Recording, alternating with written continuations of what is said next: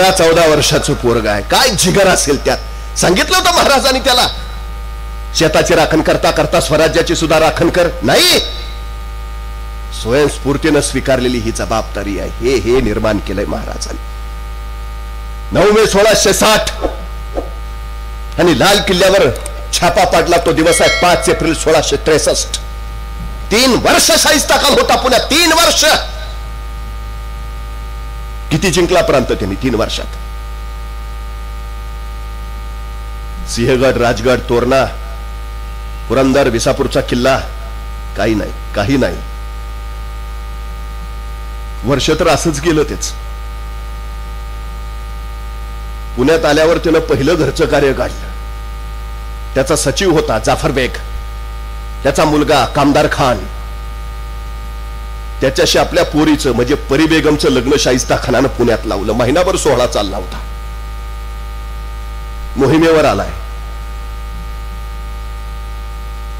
या कामदार खानाचा धाकटा भाऊ नामदार खा, त्यांनी शाहिस्ता खानाला विचारलं, खान साहेब आता 6-7 महिने झाले पुण्यात येऊन, पण अजून काय आपण हालचालच करेना.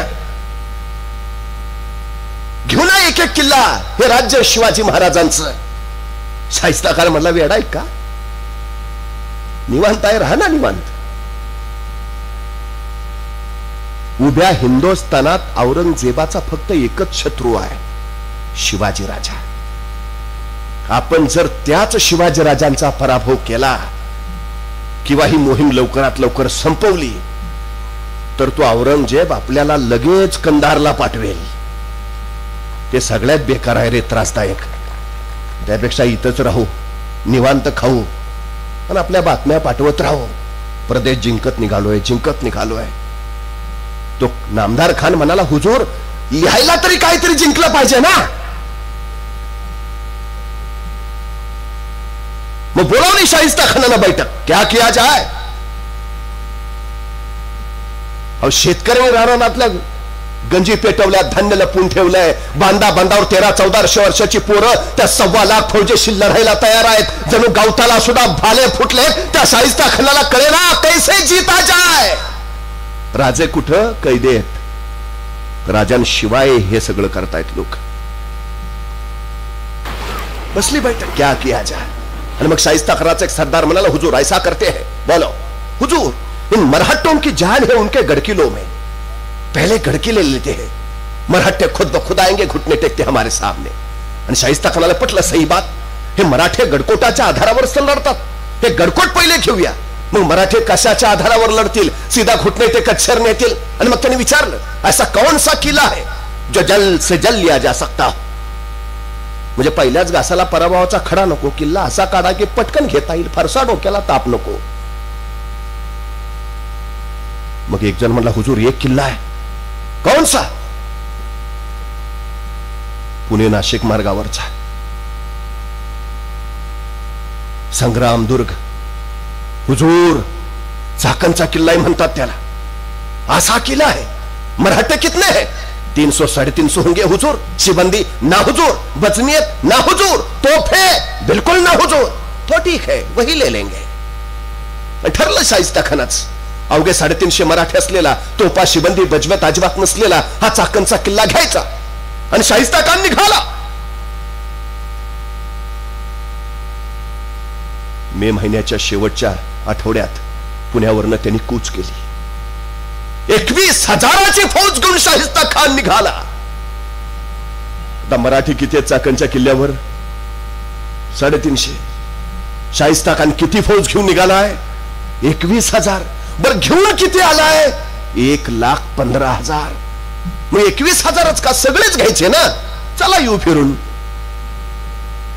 1,15,000 फक्त 21,000च का? तेवढेच का घेतले सोबत? कारण हा चाकणचा किल्ला एवढा मोठा आहे.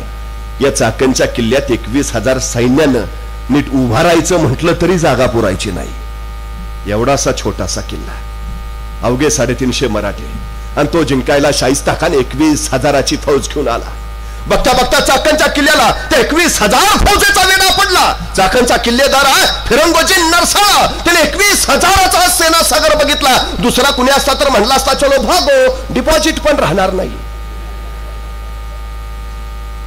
पण हा फिरंगोजी हटला नाही. पळून जायचं तर नाव नाही.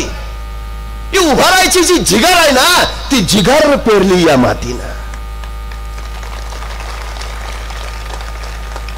काय अडचण नव्हती हो. महाराज तर कैदेत होते. एखादा म्हणला असता कोणाला कळतंय काय केलंय आपण. तो शाहिस्ता खान कसा पत्र लिहितोय, जीत रहे हे हुजूर, लिहू आपण पण नाही. स्वामीनिष्ठा काय असते ना, ते फिरंगोजींनी दाखवलं. आपली अडचण हो. केवढे आहेत ते. रोज एक वरड चाललाय. जमणार आहे का आपल्याला? नाही हो प्रकार, अजिबात नाही. एक सांगू, तुमच्या माग किती आहेत याला महत्व नाही, तुमच्या माग असणारे कसे आहेत हे फार महत्वाचं आहे. शाहिस्ता खानाच्या माग 1,15,000 होते. महाराजांच्या माग फक्त शेकड्यात नाही तर हजारात होते. पण असे होते की लाखाला भारी होते. तुम्हाला राणा प्रताप माहिती असेल. त्या राणा प्रतापाचा सेनापती भामासिंह एके दिवशी धावत धावत राणा प्रताप पकडाला. ठाकूरचे गजब हुआ, क्या हुआ, जहांगीर येतोय, 1 लाखाची फौज घेऊन येतोय. बर मग काय 1 लाखाची फौज घेऊन आपल्यावर हल्ला करायला येतोय? अरे हो की मग. ठाकूरजी आपले फक्त 15,000 आहेत. बर मग ठाकूरजी असं का करता? त्यांचे 1 लाख आहेत, आपले फक्त 15,000 आहेत. अरे हो ना मग. ठाकूरजी त्यांचे 1 लाख सैन्य आहे, आपलं फक्त 15,000 आहे. कसं टिकणार? असं आहे का? बर चला, मी येतो तुमच्या बरोबर. तुम्ही काय होईल? 15,000 1 होऊ. ते 1 लाख आहेत. राणा प्रताप म्हटला तसं नाही, मी 1 लाख आणि तुम्ही 15,000. किती झालं? 1,15,000. ते तर फक्त 1 लाख आहेत. चला, ही स्वतःला 1 लाख समजायची जी जिगर आहे ना, ती जिगर माझ्या फिरंगोजी नरसाळ्याच्या उरात आहे. 21,000 असू दे रे, मी 1 लाख आहे. आला शाहिस्ता खान. आता जरा रोपडं बदललंय किल्ल्याच. सोपा नाही. वेडा बाहेरून टाकला खरा, भुईकोट किल्ला आहे. किल्ल्याच्या चारही बाजूनी पाण्याचा खंदक 35 फूट खोल आणि 35 फूट रुंद. त्यात जनावर, मगरी, साप, पाणी आत जाणं शक्यच नाही किल्ल्यात. महाद्वाराच्या तिथून एक पूल टाकावा लागायचा त्या खंदकावर, आणि मग किल्ल्यातली लोक बाहेर पडायची आणि बाहेरची लोक त्या पुलावरनं किल्ल्यात आत यायची. शाहिस्ता खान आल्याचं बघितलं, 21,000चा वेढा पडलेला बघितला. तसा फिरंगोजीनं खंदकावरचा तो पूल उचलून किल्ल्यात आत घेतला. आता खंदक मोकळा, खंदकात पाणी, मगरी, साप, जनावर आत येणं शक्यच नाही. शाहिस्ता खान आला खरा, पण बाहेरच, नो एंट्री. महिना झालो त्याला सुचेनाच काय. त्याला वाटलं किल्ल्यात असलेल्या मराठ्यांचा धान्य साठा संपेल, किल्ल्यातलं पाणी संपेल, माणसं वैतागतील, आजारी पडतील, आज ना उद्या बाहेर येतील. पण त्या शाहिस्ता खानाला काय माहिती आहे, पोटात काही नसलं तरी पाठीचे कणे ताट ठेवतात मराठे.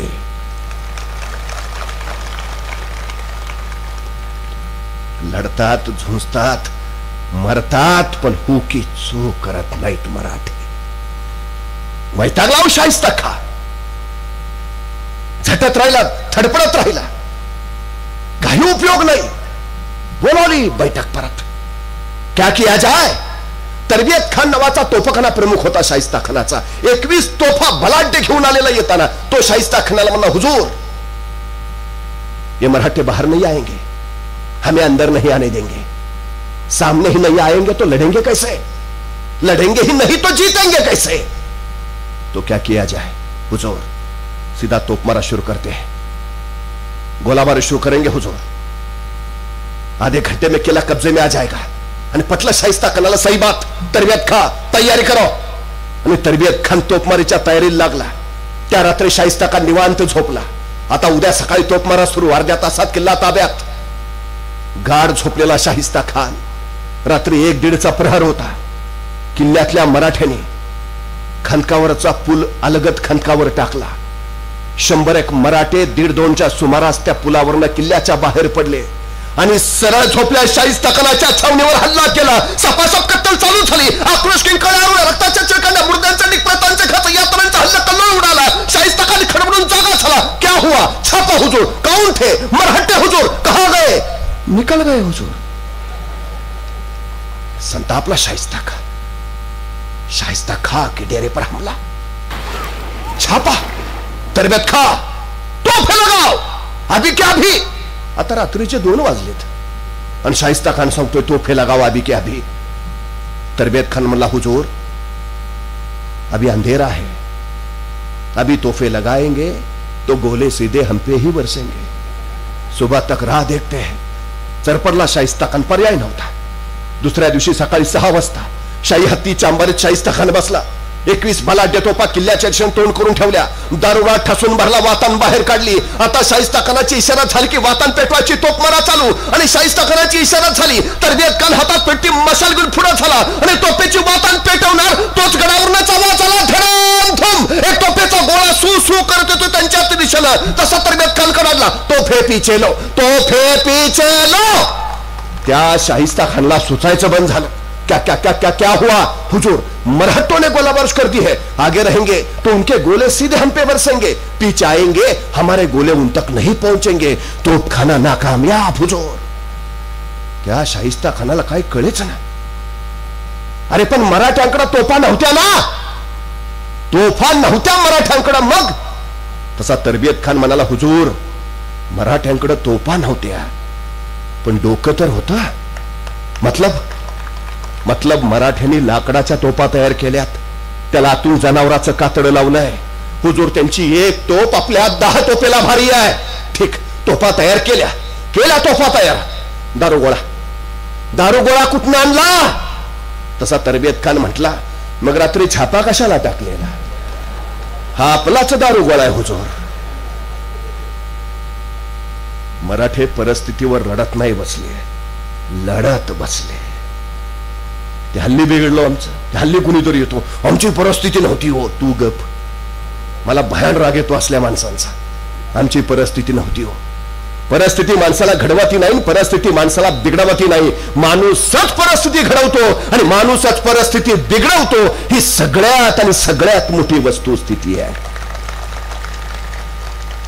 अनेक लोक सतत आता ते सांगत राहतात हो काय त्या लॉकडाऊन सगळं संपलंय.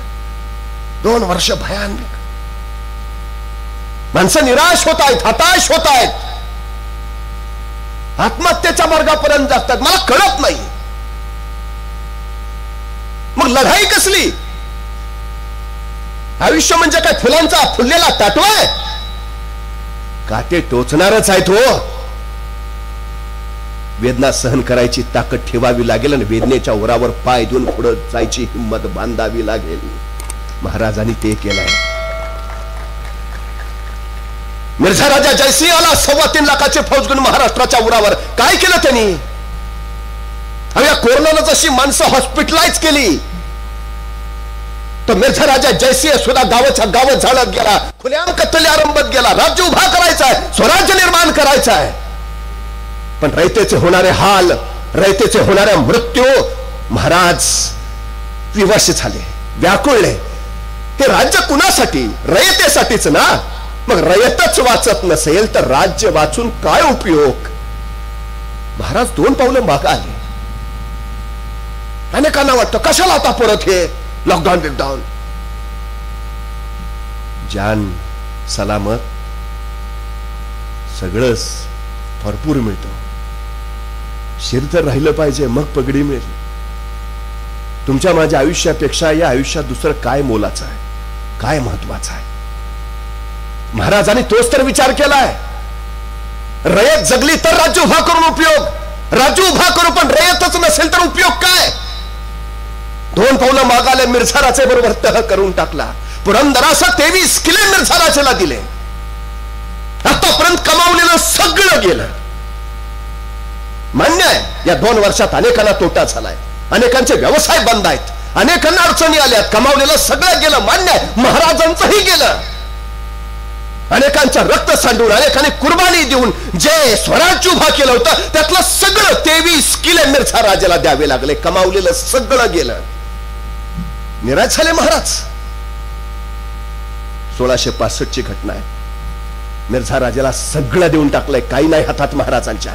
23 होते तेवढे मोठमोठाले सगळे किल्ले देऊन टाकले, कमावलेलं सगळं. आग्र्यात होते महाराज मिर्झा राजे.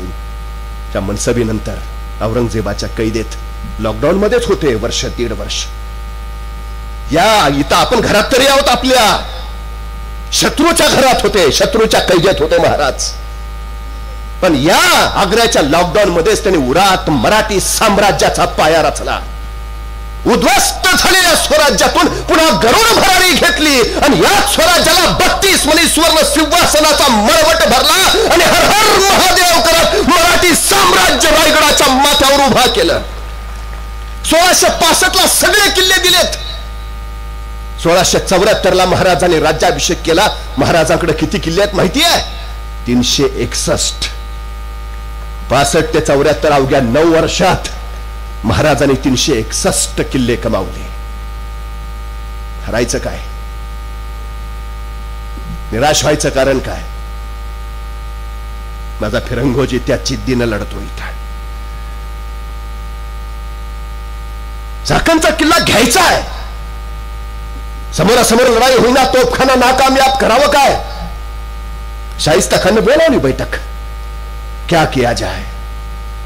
आता अशी एखादी बैठक बसली की हमकाच त्याच्यात एखादं तिरकं असतं, तू तिसरंच काहीतरी काढतो. म्हणजे मी कायम सांगतो, एखाद्या गावाचा विकास करायचा असेल, समाजाचा विकास करायचा असेल, 4 गोष्टी फार महत्वाच्या. ज्याच्याकडे पैसा आहे त्याने पैसा द्यावा, ज्याच्याकडे वेळ आहे त्याने वेळ द्यावा, ज्याच्याकडे कष्ट आहे त्याने कष्ट द्यावे, आणि ज्याच्याकडे या तिन्हीपैकी काहीच नाही त्याने किमान गप राहावे. अडचण पाहिल्या तिघांची नसते, वळवळ ज्याच्याकडे काय नाही त्याची जास्त. चळवळ मोडीत काढायला कायम फोड आहे, असतातच. शाहिस्ता खान ने विचारलं क्या किया जाए. नेमकं तिरकं उठलं. हुजूर ऐसा करते हैं, बोलो. हुजूर अब हम जमीन के नीचे से हमला करते हैं. आता त्यानं सांगितलं चेष्टेत, शाहिस्ता खान घेतलं सिरियस. सही बात बोला तू. पण त्याचंही बरोबर हो, समोरासमोर लढाई होत नाही, जमिनीवरनं तोफा चालवायच्या काही नाकाम्यात. आता दुसरा पर्याय कुठला? शाहिस्ता खानाने युक्ती काढली. चाकणच्या किल्ल्याच्या उत्तरेचा बुरुज त्याने हेरून ठेवला आणि स्वतःच्या प्रचंड मोठ्या शामेनामध्ये त्यानं भुयार काढायला सुरुवात केली.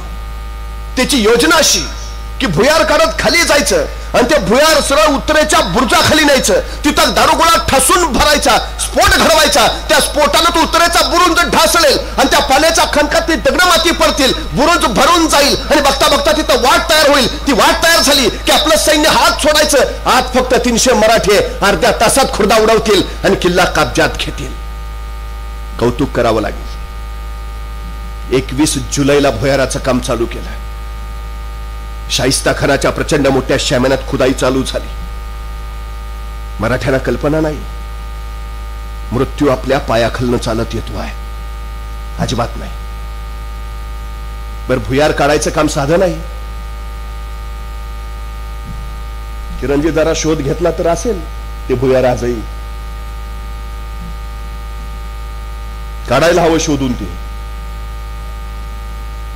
उत्तरेच्या बुरुजाखाली आलंय. ते भुयार काढणं सोपं नव्हतं. सरळ जायचंय खोदत खाली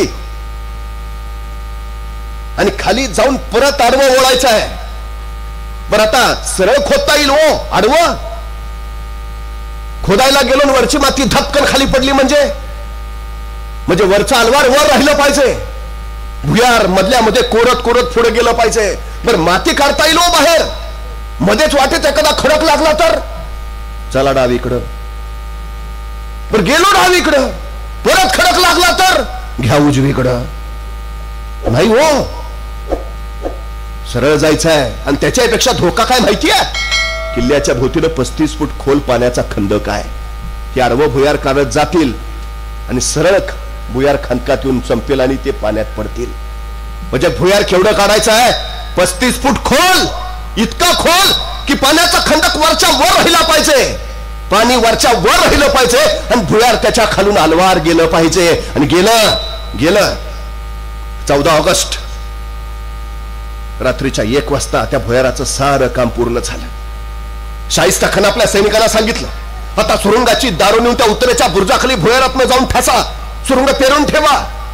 सुरुंग पेरून टाकले. कल्पना नाही मराठ्यांना अजिबात मृत्यू येतोय, पायाखालनं येतोय, अजिबात नाही. शाहिस्ता खान रात्री 1:30 वाजता शाही हत्तीच्या अंबारीत बसला. 2 सैनिक पेरलेला सुरुंग पेटवायला भुयारात आत शिरले. शाहिस्ता खान आपली हजाराची फौज त्याच्या उत्तरेच्या बुरुजाकडे नेऊन उभा केली. त्याला सांगितलं, आता काही क्षणात स्फोट होईल, हा उत्तरेचा बुरुज ढासळेल, त्याची दगड माती खणकात पडतील, खणकात वाट तयार होईल, वाट तयार झाली की सरळ आत घुसा, झोपल्या मराठ्यांच्या सरळ कत्तलीवर वान किल्ला ताब्यात घ्या. 1000 सैन्य वाट पाहत आहे. 1:30 वाजता बरोबर शाहिस्ता खानाची इशारत झाली आणि भुयारात आत पेरलेला सुरुंग पेटवला. थोय थोय थोय थोय करता आवाज झाला आणि प्रचंड मोठा आवाज उठला. धरम धम तो उत्तरेचा बुरुज ढासळला. त्या बुरुजावर असले 50-60 मराठे त्या ढिगाऱ्याखाली गाडले गेले. खणकात दगडा मातीची वाट तयार झाली. शाहिस्ता खानाचं 1000 सैन्य बघता बघता चाकणच्या किल्ल्यात आत घुसलं. फिरंगोचे नरसडण बघितलं, दोन्ही हातात समशिरी घेतल्या, उरलेले मावळे सज्ज झाले आणि तुफान रणकंदन सुरू झालं. लढत राहिला फिरोजी, झुंजत राहिला विराटपणे. त्या शाहिस्ता खानाला वाटलं होतं 50-60 तर या ढिगाऱ्याखालीच गाडले गेलेत, उरले 250-300. त्यांना कापायला माझ्या 1000 फौजेला कितीसा वेळ लागेल? अर्ध्या तासाचं काम आहे. शाही हत्तीच्या अंबारीत बसून तो गडाच्या महादरवाजासमोर उभाच होता. पण अर्धा तास झाला, 1 तास झाला, 2 तास झाले, 3 तास झाले, सकाळचे 5 वाजले, 6 वाजले, 7 वाजले. सूर्य उगवला, लख प्रकाश पडला.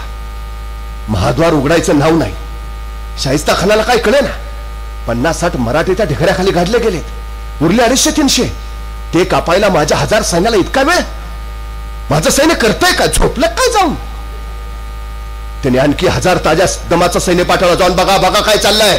ताज्या दमाचं 1000 सैन्य आत शिरलं तर फिरंगोजी त्यांचे सहकारी झुंजतायतच आहे, बेदरकार लढतायत. त्या फिरंगोजीचं ते तेज, ते शौर्य बघून येणारा प्रत्येक जण थिजत होता. तेव्हा तेव्हा फिरंगोजीवर चालून जात होता, पण सपासप फिरंगोजी कडत होता. अरे तलवारीच्या टोकावर भाकरी भाजतात मराठे. शाहिस्ता खा, तुला भाजायला वेळ नाही लागणार. त्या धगीनच गारच झालं शाहिस्ता खानाचं सैन्य.